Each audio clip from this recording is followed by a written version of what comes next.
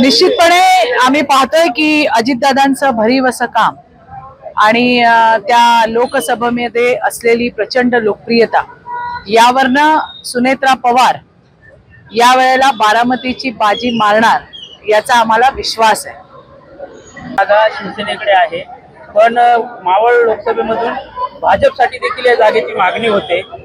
मोठ्या प्रमाणामध्ये कार्यकर्ते मागणी करतात, काय सांगाल त्याबद्दल? बघा, असं आहे, आमचं काम आहे की पक्ष वाढवणं, भारतीय जनता पार्टी आणि कमळ आणि मोदीजी यांना घराघरामध्ये पोहोचवणं, ही जागा कुणाला द्यायची कुणाला नाही द्यायची, इथे कुणाला लढवायचं, हे काम आणि हे दायित्व जे आहे ते आमच्या नेत्यांचं आहे। आणि मला असं वाटतं कार्यकर्त्यांच्या भावना ज्या काही असतील त्या यांनी मावळच्या आमच्या सगळ्या लोकप्रतिनिधी असतील किंवा कार्यकर्ते असतील, पदाधिकारी असतील, त्यांनी नेत्यांपर्यंत नक्की पोहोचवले असतील आणि त्याच्यावरती आमचे जे श्रेष्ठ आहेत, जे आमचं त्या ठिकाणी नेतृत्व आहे महाराष्ट्रातलं, मग आमचे बावनकुळे जी असतील, आमचे देवेंद्रजी असतील, ते याच्यावरती निर्णय घेतील।